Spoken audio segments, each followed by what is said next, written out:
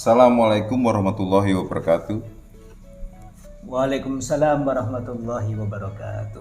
Masih bersama episode Gus Gaul. Kali ini bersama Gus Coy yang akan menjelaskan tentang adab mencari ilmu. Monggo Gus. Ya, terima kasih. Assalamualaikum warahmatullahi wabarakatuh. Waalaikumsalam warahmatullahi wabarakatuh. Alhamdulillahirabbil alamin wassalatu wassalamu ala sayyidina Muhammadin imamil muttaqin wa ala alihi wa sahbihi ajmain. Wa qala Allah ta'ala fi kitabil karim bismillahirrahmanirrahim. Rabbi shrah li sadri wa yassir li amri wahlul 'uqdatam min lisani yafqahu qawli. Pemirsa yang dimuliakan oleh Allah Subhanahu wa taala, kita melanjutkan kembali ngaji kitabnya Mbah Hasyim Asy'ari Pak Miko tentang adab bagi orang yang mencari ilmu dan mengajar. Pada kesempatan kali ini kita akan membahas tentang pentingnya semangat belajar ilmu bagi anak-anak muda.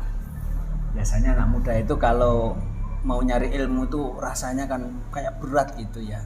Karena yang terlintas di dalam pikiran tuh begini, muda foya, tua kaya raya, mati masuk surga. Itu semboyannya anak muda gitu ya. Jadi kita kepengen mengubah mindset itu. Kenapa? Agar orang ketika muda itu mencari modal yang banyak, utamanya kaitannya dengan ilmu, sehingga kalau muda itu ilmunya banyak, akhirnya kalau sudah matang ilmunya bisa dimanfaatkan gitu ya. Ya, ini di sini dijelaskan ayyubadiro bitahsilil ilmi sababuhu wa awqatu umrihi. Jadi hendaknya kita itu mensegerakan diri Pak Miko untuk bagaimana mencari ilmu di waktu muda. Karena mencari ilmu di waktu muda itu seperti orang yang mengukir di atas batu gitu ya. Jadi ada pepatah yang sangat bijak bagi kita semuanya, bahwa mencari ilmu itu di waktu kecil seperti memahat di atas batu gitu ya. Kita kalau sudah tua itu seperti orang kalau belajar diajari bolak-balik ora iso-iso. Karena memang waktu tua ini pikirannya sudah banyak sehingga mau masuk itu rasanya sulit gitu. Ada yang bilang begini, ilmu ini main mlebu kitabe bongene terus umbinen mlebu di banyu jadi Niku kula ada yang begitu. Makanya seperti nasihat Rasulullah kan begini, ikhtanim khamsan qabla khamsin. Gunakan 5 perkara sebelum datangnya 5 perkara. Apa itu? Yang pertama adalah sababaka qabla haramika. Gunakanlah waktu mudamu sebelum datang masa tuamu. Biasanya orang itu kalau sudah sepuh mencari ilmu, melanjutkan kuliah, ujiannya banyak Pak Miko. Sing dirusi bojone kan itu. Apalagi anaknya, lah minta jajan katanya. Jadi pikirannya kemana-mana. Maka ayo yang muda-muda ini kalau mencari ilmu yang sungguh-sungguh. Kenapa? Karena waktu muda itu waktunya longgar gitu ya. Sehingga untuk belajar dengan sungguh-sungguh, mengerahkan segala kemampuan untuk mendapatkan ilmu itu banyak. Maka bagaimana waktu muda itu betul-betul kita manfaatkan dengan sebaik-baiknya untuk belajar banyak ilmu gitu ya. Wala yataghayyaru bi khud'in taswifi wa ta'mili. Jangan sampai kita ini tergoda oleh angan-angan untuk menunda-nunda. Walah, masih muda kok, ngapain belajar dengan sungguh-sungguh. Saya pesan kepada yang muda-muda, mari ya waktu muda itu kita gunakan untuk belajar dengan cara menghimpun ilmu itu sebanyak-banyaknya. Faktanya sekarang kan banyak anak-anak muda yang lebih seneng nongki-nongki, ya Pak Miko, nongkrong ngopi di bawah wifi. Itu kalau sudah begitu itu berjam-jam pun itu kuat gitu ya. Tapi kalau disuruh buka kitab begini ini baru berapa menit sambatnya ngantuk katanya kan gitu. Pada waktu muda ini waktu yang luar biasa yang sangat banyak peluangnya untuk belajar gitu. Fa inna kulla sa'atin tamurru min umurihi la buddalaha wa la iwada anha. Jadi waktu itu kan berjalan begitu cepat gitu ya. Bagi kita yang sudah usianya lebih dari 30 tahun itu seakan-akan perjalanan waktu 30 tahun ke sini ini seakan-akan cepat. Tapi perasaan ini kayak masih muda Pak gitu. Walaupun sebenarnya ini kalau nggak pakai kacamata ini udah baca ini nggak kelihatan gitu ya. Gigi sudah mulai linu-linu gitu ya. Saya tidak bisa membayangkan kalau orang sudah sepuh belajar lagi. Saya punya murid ngaji itu sudah sepuh, susahnya minta ampun. Apa ini diulang berkali-kali. Tapi ya luar biasa ada orang sepuh yang mau semangat belajar itu, apalagi belajar membaca Al-Quran, ini adalah anugerah yang luar biasa. Jadi istilahnya tidak ada kata terlambat dalam mencari ilmu, tetapi kita disarankan bagaimana waktu muda itu memang betul-betul dimanfaatkan untuk belajar. Jangan sampai kemudian kita ini sebelum ke belakang ini banyak penyesalan gitu ya. Nggak ada ceritanya penyesalan itu di depan yang ada di belakang. Pakai sepuh kok sadar, ya alhamdulillah masih sadar untuk belajar. Kenapa? Karena itu tadi fa inna kulla sa'atin tamurru min umurihi. Jadi waktu itu berjalan terus begitu, sehingga kalau kita belajar setiap hari, setiap kesempatan, fa insyaallah apa yang kita pelajari itu pasti bertambah. Jadi kita nggak usah putus asa tentang semangat untuk mencari ilmu. Kalau hari ini kita masih belum bisa, kita semangat, fa insyaallah dengan semangat itu kita akan dibimbing oleh Allah gitu ya, untuk bisa belajar lebih bagus. Nah, ini dijelaskan juga wa yaqta ma qad ra alaihi minal alaiki sabalati wal awaiki al mani'ati an tamamit talabi wa badlal ijtihadi wa quwwatil jiddi fit tahsili. Jadi bagaimana kalau kita belajar itu ada sesuatu yang bisa menjadi kait penghubung, misalnya bahwa kita belajar fikih itu harapannya ibadah kita semakin hari semakin bagus. Kalau kita belajar ilmu tajwid itu sejatinya harapannya akan semakin memperbaiki cara belajar kita membaca Al-Quran. Kalau kita belajar tentang akhlakul banat wal banin misalnya, maka kita berharap anak-anak kita itu kemudian hari akan menjadi baik karena ada kait untuk belajar itu, sehingga ilmu yang kita peroleh itu akan betul-betul bermanfaat gitu ya. Wabadul ijtihadi artinya mencurahkan kesungguh-sungguhan di dalam mencari ilmu itu, manjadda wajada. Barang siapa yang bersungguh-sungguh pasti akan dapat. Jadi semangat yang harus kita tanamkan di dalam diri kita itu bahwa tidak ada upaya yang sia-sia di dalam mencari ilmu. Itu yang harus kita yakini, bahwa dalam kehidupan sehari-hari itu bahwa usaha yang kita lakukan, misalnya sudah sepuh kok belajar kuliah lagi, nggak masalah. Kenapa? Itu pasti nggak ada yang sia-sia dalam mencari ilmu itu, bahwa Allah itu akan mengangkat derajat seseorang yang mencari ilmu itu. Bahkan tidak hanya berhenti sampai di situ saja Pak Miko, bahwa orang yang mencari ilmu itu oleh Allah akan dimudahkan jalan menuju surga. Man salaka tariqan yaltamisu fihi ilman sahalallahu tariqan ilal jannah.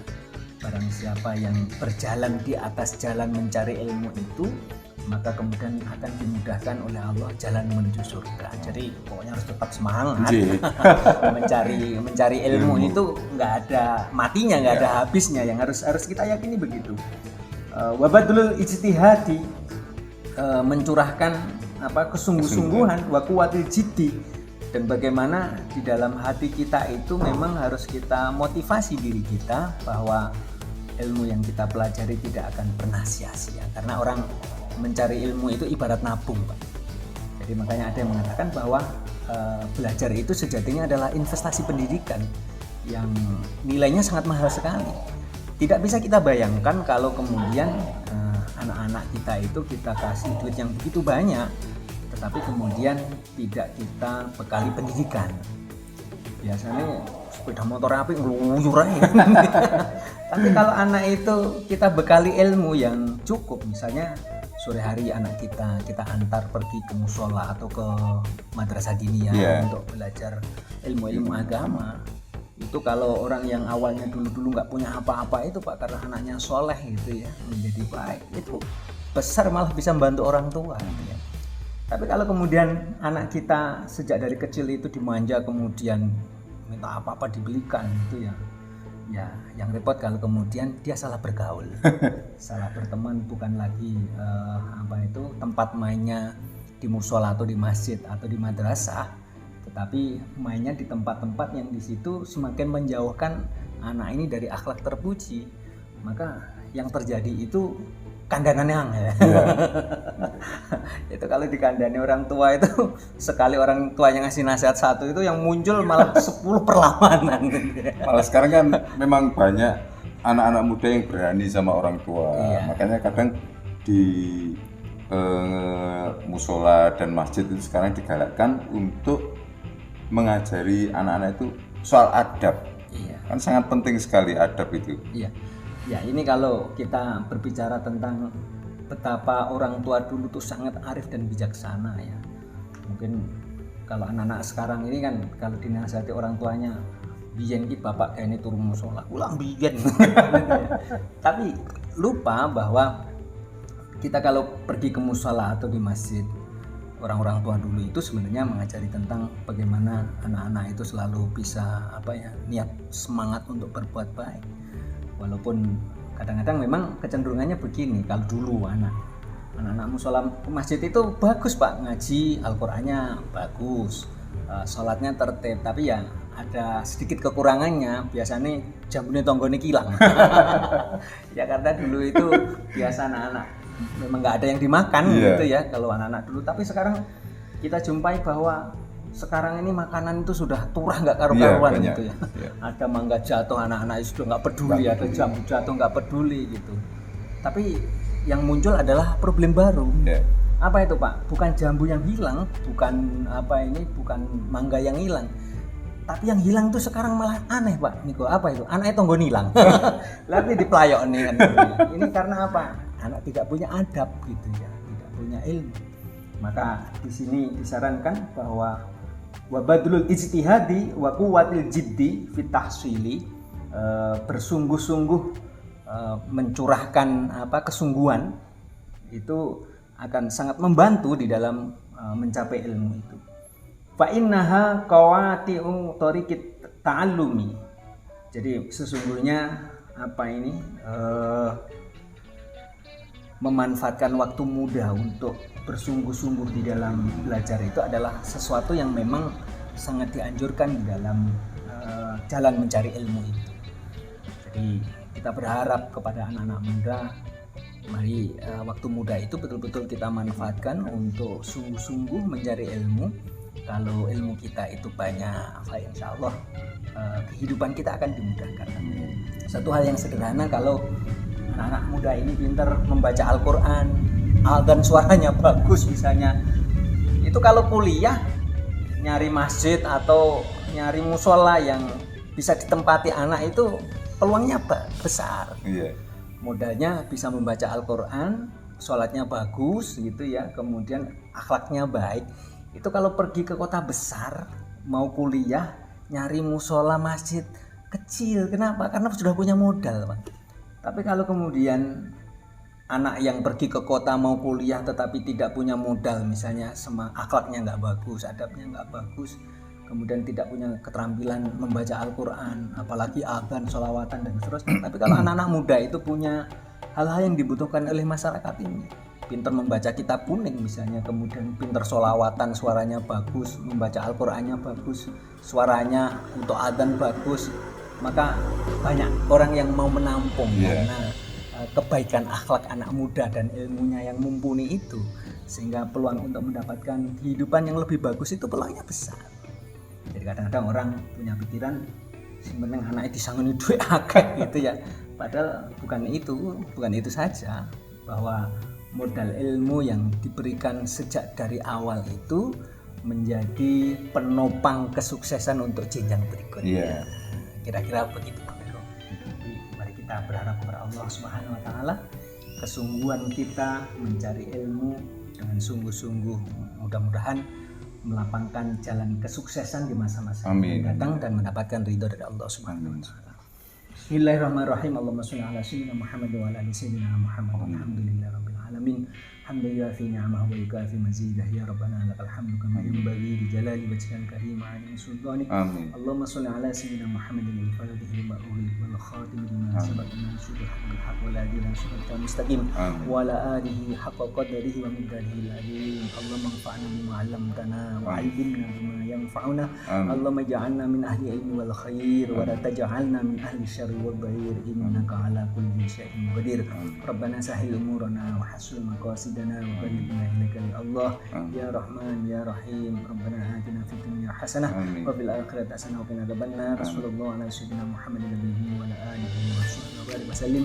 Subhana rabbika rabbil izzati amma yasifun wa salamun alal mursalin walhamdulillahi rabbil alamin. Demikian pemirsa yang dimuliakan oleh Allah Subhanahu wa taala, kajian kita pada hari ini. Mudah-mudahan segala sesuatunya dimudahkan oleh Allah Subhanahu wa taala. Akhirnya wallahu muwaffiq ila aqwamit thoriq. Assalamualaikum warahmatullahi wabarakatuh. Salam. Demikian tadi pemaparan dari Gus Coy. Kita akan tetap melanjutkan dalam episode berikutnya nanti. Tetap bersama Gus Gaul. Wallahu muwaffiq ila aqwamit thoriq. Wassalamualaikum warahmatullahi wabarakatuh.